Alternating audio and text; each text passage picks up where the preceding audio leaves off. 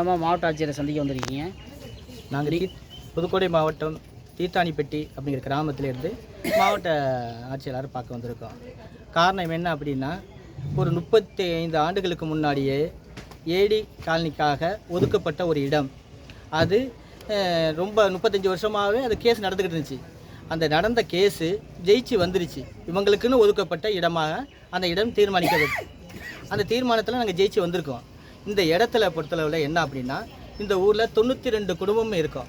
இந்த 92 குடும்பத்துக்கும் இந்த இடத்த கொடுக்கணும் அப்படின்னு சொல்லி நாங்கள் முன்வைத்து ஏற்கனவே நாங்கள் எங்களுடைய பதிவு செஞ்சுருக்கோம். அந்த 92 பேருக்கும் கொடுப்பதாக நாங்கள் ஏற்கனவே உறுதிமொழி கொடுத்துருந்தாங்க. அந்த உறுதிமொழியின் மூலமாக இருந்தது ஏடி வெல்ஃபேர் சொல்லியிருக்காங்க, கலெக்டர் சொல்லியிருக்காங்க, இது மாதிரி அறிவிச்சிருக்காங்க. அங்கே போர்டு வைக்கப்பட்டது, இந்த இடம் இதுக்காக ஒதுக்கப்பட்டதுன்னு சொல்லி போர்டும் வச்சுட்டாங்க. சரின்னு சொல்லி சந்தோஷமாக இருந்தோம். ஒரு 30 பேருக்கு மட்டுமே இது பட்டா அறிவிச்சிருக்காங்க. அறிவிப்புங்கிற விஷயம் அறிவிச்சது பார்த்தோம்னா ஒரு 3 நாளைக்கு முன்னாடி அறிவிச்சிருக்காங்க சொன்னாங்க.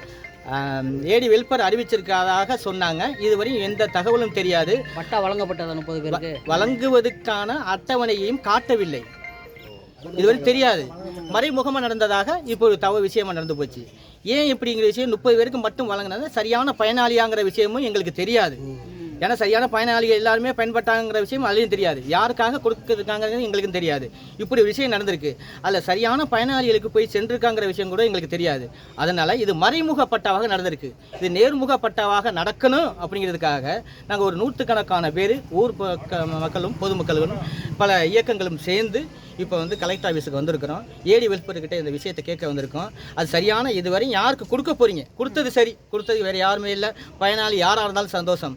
ஆனால் இதுக்கு அப்புறம் பார்க்கும்போது இன்னும் ஒரு 70 பேர் லிஸ்ட்டை நாங்கள் கொடுத்துருக்குறோம். இவங்களுக்காக சரியாக நீங்கள் அறிவிச்சுருக்கீங்க, அவங்களுக்கெல்லாம் பயனாளிகளுக்கு கொடுக்கணும் அப்படிங்கிற விஷயத்துக்காக நாங்கள் இங்கே வந்திருக்கோம். வேறு என்ன கோரிக்கை இருக்குது ஊர் சார்பாக? வேறு ஏதாவது ஊர் சார்பாக வேறு கோரிக்கைகள் சொல்ல போட்டோம்னா, அந்த இடத்த எங்களுக்கு இது மாதிரி சரி பண்ணி கொடுத்து, அதில் தேவையான எங்களுக்கு விளையாட்டு இடங்கள் இதெல்லாம் சரி பண்ணி கொடுத்து, சரியான ரோடுகள் அமைச்சு கொடுக்கக்கூடிய விஷயம், தெருவில் சரியான தண்ணீர் பிரச்சனைகள் இது மாதிரி தொடர்ந்து நடந்துக்கிட்டு இருக்குது.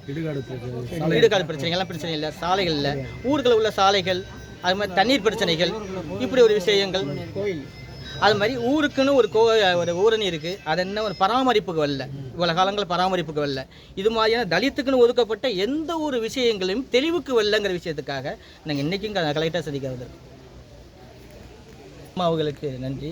இந்த தகவலை நீங்கள் ஏற்றுக்கிட்டு இந்த ஊருக்கும் பொதுமக்களுக்கும் எந்த பாதிப்புகள் இல்லாத அளவுக்கு இதை செய்வீங்கிற ஒரு நம்பிக்கையோடு நாங்கள் வந்திருக்கோம்.